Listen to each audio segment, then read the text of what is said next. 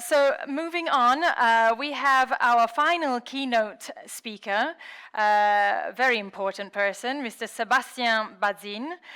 He's the chairman and CEO of AccorHotels. Is it Bazin or Bazin? Bazin. Okay, merci. He will be talking about the hospitality business during the post-pandemic era, and we will have Bulut as well as moderator. So thank you very much. Take it away.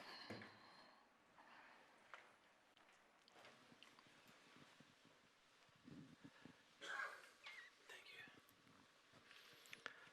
So actually, thank you very much. Actually, this is an honor for us to host the Bazin. Is it right? That's fine. Call me Sébastien. Yeah, Sébastien here.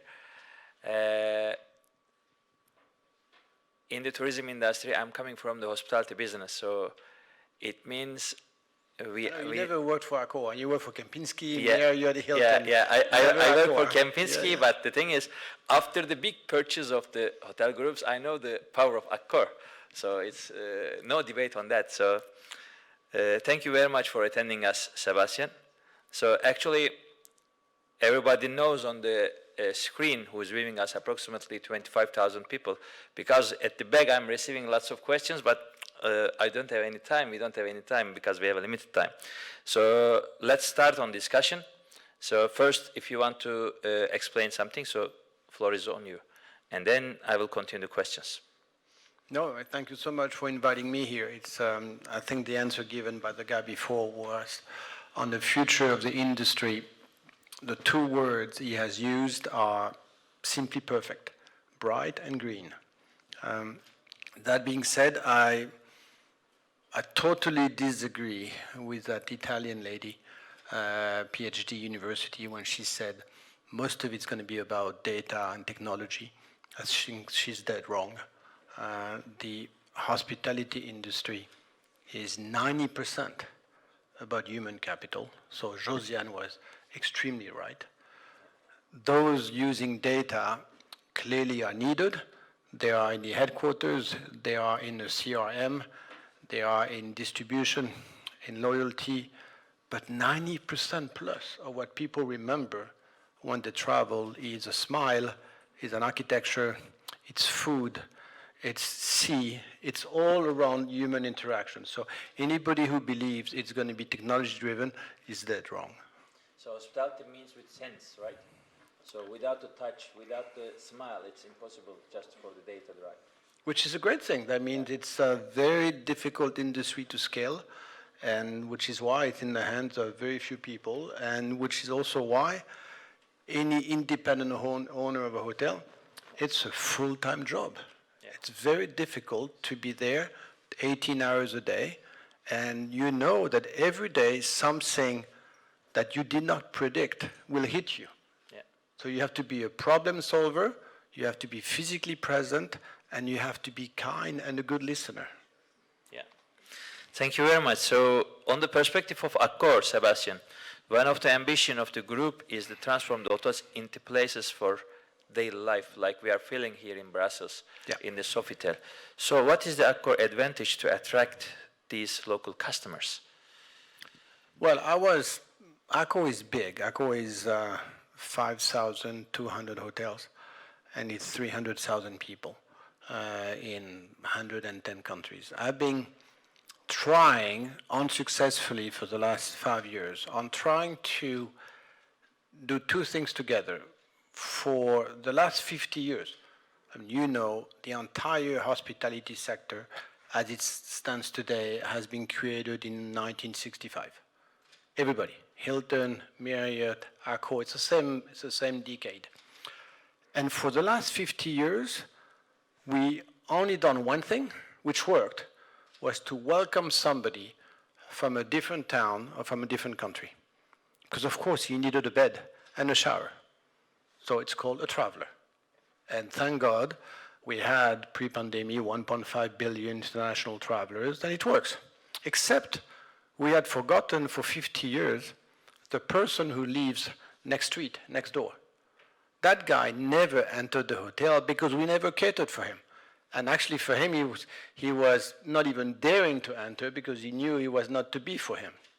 Which means that we left aside billions of people, hundreds, millions of workers, and which is silly because there's only 3 places in the world which are open 24 hours, 7 days a week.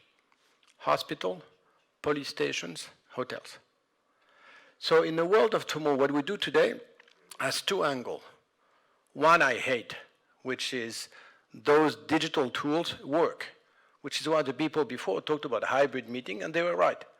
A lot of the things are going to be done virtually, and of course, hate it, because that means I'm going to be losing an enormous amount of customers, because clearly, probably a third of the people going from Seattle to Paris or Paris to Singapore will not travel anymore because of CFO and a lot of people telling them, stay on Zoom. So that's going to be lost, I think, forever, a third of them. But then all of a sudden, what I was looking for the last 6 years is becoming basically palatable, i.e. because it works, because you can work remotely from every place on this planet, all of a sudden, the guy, and we've done surveys for 40,000 people for the last year. You know, it's very interesting. Only 10% of any employees wants to come back to the headquarters. 10%. And 70%, 10%, I'm talking fully, 5 days a week. 70% of those people who do not want to come back to the headquarters do not want to stay home either. They want another location, and where do they want it? Less than 5 minutes away from where they live. Bike, foot. So all of a sudden, the guy who lives on Avenue Louise here, next to Sofitel here, you can basically offer him every Tuesday, every Thursday, it doesn't matter, 2 hours a week, he will opt in. Come here, you have to rethink of your lobby, your auditorium, the bars. Well, all of a sudden he's going to have his own hybrid meeting, but physically he's going to have an ability to meet with someone and not to be alone with either confined places or too many noises from the children. So you will have in the next probably 18 months over hundreds of millions of people coming to the hotels of Accor, or Marriott, or Hilton. Welcome them. And you know what the beauty of it is? You don't need to pay Booking or Expedia, because they know your hotel for the last 30 years, but they never dared to enter, but they know the existence of Sofitel and Pullman and Movenpick because they've been passing through it for the last 20 years. And that customer base has the same value, maybe a greater value, because the more locals you have, the happiest are your travelers because they end up coming to a busy hotel, and that's what they want.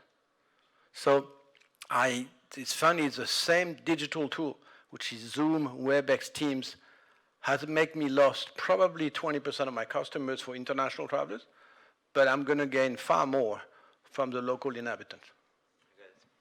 Thank you very much, Sébastien. So Accor has recently joined the Sustainable Hospitality Alliance. What is the biggest challenge for the whole industry on the sustainability, and how Accor tackles these CSR issues? It's a very difficult challenge. We opening Accor 1 new hotel per day. So that means that every time you open a hotel, and many of them are new built, you are de facto using water energy. You're going to need suppliers, food chain. You're going to be probably impacting by carbon emission with the materials, the environment in which you live. So you have to be a contributor to the local community. Everything I do now for the last 8 years has to do with not really protecting the planet. Of course, you have to be mindful of this. But the beauty of who we are, Accor and all the others, is people don't realize it. But by opening 1 new hotel per day, that means 365 hotels, that means I need 50,000 new people per year, only to occupy my 365 hotels. And on top of it, since I have 300,000 employees, turnover is 10%. I lose 10% of the 300 every year, which is normal. So I'm adding another 30,000 to the 50,000 I need to open a new hotel. That means 80,000. And the 80,000, 90% of them come from the local community. And half of those people don't have any prior education. So in terms of social elevator, which is why, Monsieur the Mayor, in front of me here, you have to realize that, I guess, yes, we have to be very mindful on not destroying the environment, but this is one of the best ever industry through a school academy when you can provide assistance, show your hand to those underprivileged people when they need to work. It's the same thing for Saudi Arabia, Chile, Peru, Sri Lanka, Myanmar, every place we are, 99% of the people working for Accor are locals. So just be proud of it, because in the end, it's worth as much as water consumption. I got it. Actually, without the local, there is no sustainable tourism, as you are saying. Yep. So, as a European hospitality leader, Accor, how will Accor continue to lead this mature market and offer the European people a great area of the local tourism? Well, you know, at the end, it's what has changed through the pandemic. But the trend was there prior, it's just an acceleration factor. People want to, and I know there's a big difference between the leisure customer and the business customer. And the mix, now we call it bleisure, but it's true. Because of the ability to work remotely, you're going to have people going away from their offices at home on Wednesday night, and they're going to be working Thursday, Friday, spend the weekend in Milan, staying on Monday, and working on Monday. So you're going to have that mix of leisure and corporate is going to be very much under the same pattern. The one thing we know is, because people were afraid of dying for the last 18 months, there is this notion now, which is big, on fulfillment, on oxygen, on discovering an environment, an architecture, a food, a true will of human interaction and longer stay. So probably numbers of travelers are going to be lesser numbers of travel, but they're going to spend 6 days as opposed to spending 4 days, which is great for the planet and transportation. The problem with this, it's all good news. The problem with this is non-quantifiable. To people, the customers of tomorrow, through the hotel stay, will need to have the best ever experience, which is to discover somebody else's human interaction. And the one thing I've learned, Bulut, I need to tell you, because I've been spending a lot of time actually at the European Commission here and within the French tourism sector. You know what I realized, which I'm foolish, I should have thought about it before, is the total independence, interdependence between the big guys, I call the big guy in terms of scale, and the small guy. Anybody who's going to come to Brussels, who come to Milan, who come to Rome, wherever you go, they only come to that city because they like the small restaurant, the small museum, the small shop existing. If they close, I close. Because nobody's going to be spending 5 days in another hotel and not visiting the little bar. So what we've been all fighting for the last 18 months is to make sure that that young guy, who is usually third generation, you can be probably sure that if we don't do our things together, 20% at the minimum of all the small shops and museums and restaurants and bars will close. Because of distress, because of, they got state loan guarantees. That's wonderful. But it's a loan. It has to be repaid in 4 years. And they have no ability to repay that loan. So at the end of the day, which is why I came to Brussels, 10% of the world GDP is tourism related. 10% of the job on the planet are travel and tourism related. And I'm a little bit frustrated that we all talk about industry. The service and the hospitality is far more important than the aluminum, the automotive, and the aviation industry. Far more in terms of job dependence. Thank you very much, Sébastien. Actually, the last question, if you look on the perspective of the, on the market, you are the market leader, so competing with the Hilton, Marriott, IHG. So what is the specific difference of the Accor if you compare with your competitors? And what is, as the CEO perspective, what you can say that? Well, it's it's very odd in this industry. I was before an investment banker, and when you are working for a bank, you hate each other. You just fight like dogs, and you just want to get a deal done. In the hotel space, it's very surprising, and it's a good surprise. There's a huge respect between Marriott to Hilton, Hilton to Hyatt, me to somebody else. We actually like each other. The main difference is Accor is not present enough in America. I wish I can be so much bigger, but they occupy the space. We are big in China, but the miracle about my company for the last 50 years is 70% of my hotel, we are hotel manager, which is why I need to hire, train, preserve those people. My competitors are 70% franchisor. When you're a franchisor, you only put your brand, distribution machine, loyalty system, but you're not on the ground. So what I like about Accor, and I started with 10 brands 8 years ago, now we have 41 brands, we've made 5 billion of acquisitions. The miracle of Accor is we actually like somebody being different. And coming from a French guy, it's usually French guys are very arrogant. But Accor's miracle is whether we are in Nigeria, or in South America, or in Poland, or again in Korea and Australia, it works all the time. And I think we nourish ourselves from a different culture. Thank you very much, Sébastien, attending to us. And also, is there any question? I think Josiane is. I said you were right, so. Yeah. Yes, Josiane. What I wanted.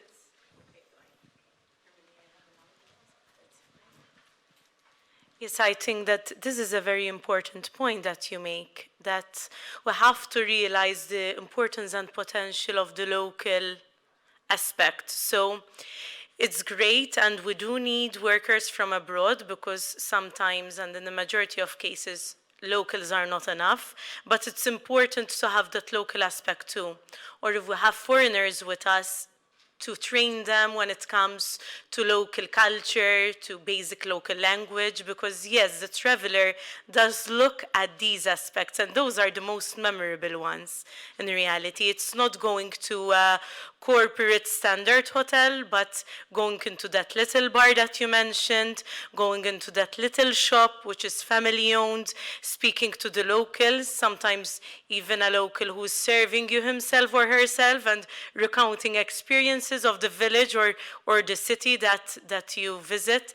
Pictures in an establishment where we go and you see the old aspect, the traditional aspect there of how the place used to look, local food being served, local music, which is also an important aspect, which we must not forget. Music is also a universal language which connects, and therefore, yes, it's important to not forget the importance of the human aspect and also the importance of the local aspect, which the tourists are all looking towards. So I just wanted to comment on this very valid point.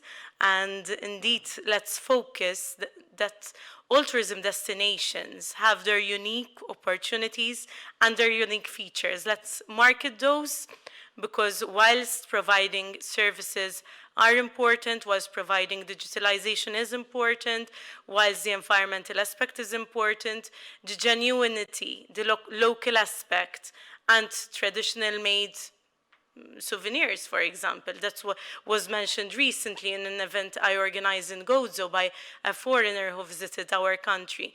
These unique aspects are what define the particular destination, and therefore it's important to market these and to give incentives so that we'll not lose the personal, unique touch of each region, of each village, of each city. That's the last word for me, and it's we're going to work on it all together. The biggest challenge of the hospitality sector today, which we did not foresee, is labor shortage.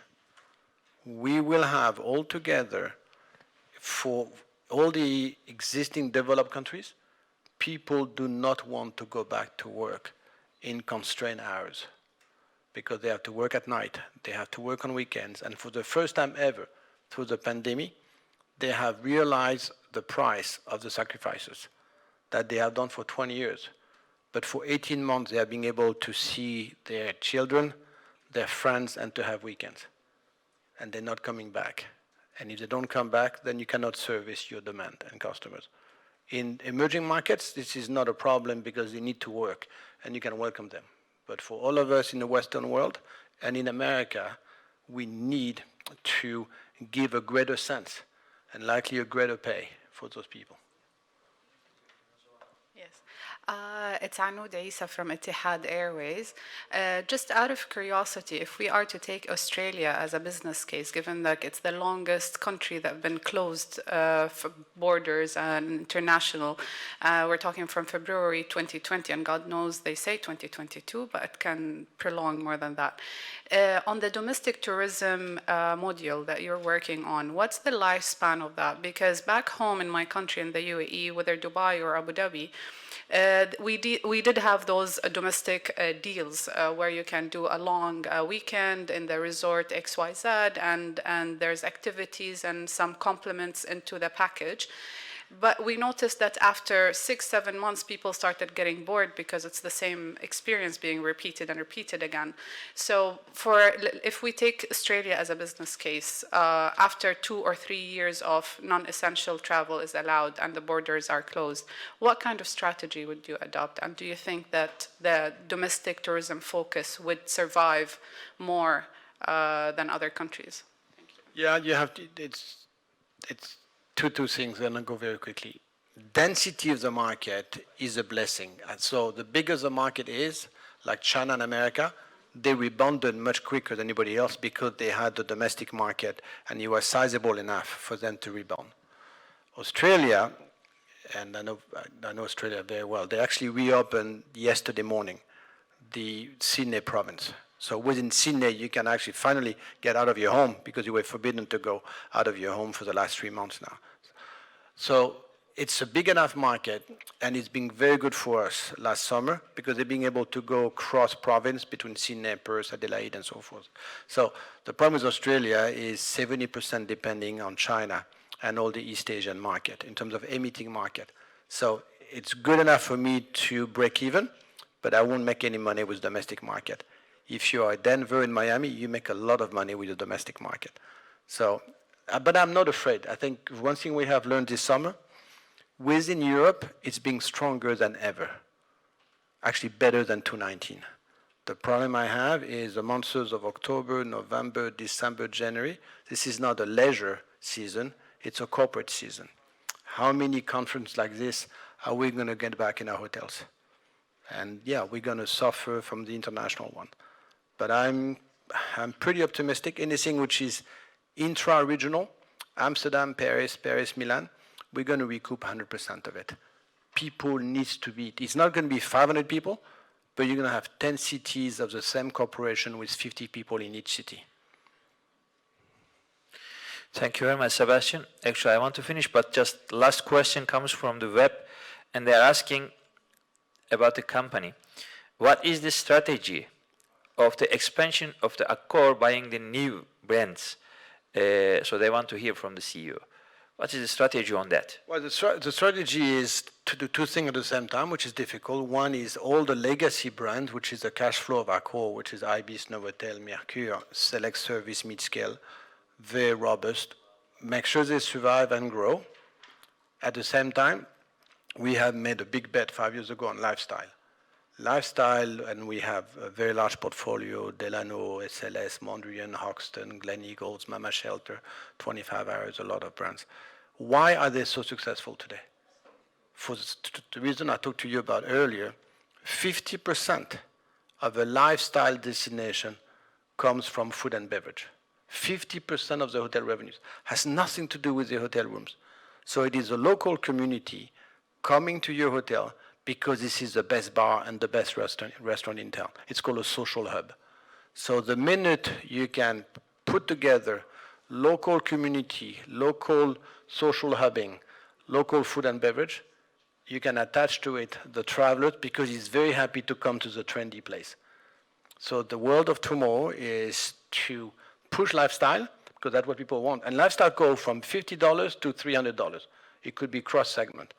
What you have to do is, but don't only do this for new brands, get the lifestyle experience through the Novotel Ibis, and that's the most difficult thing to do, but we can do it. Thank you very much, Sébastien. It's a good discussion. Thank you very much for being with us. Socha, floor is yours. If you have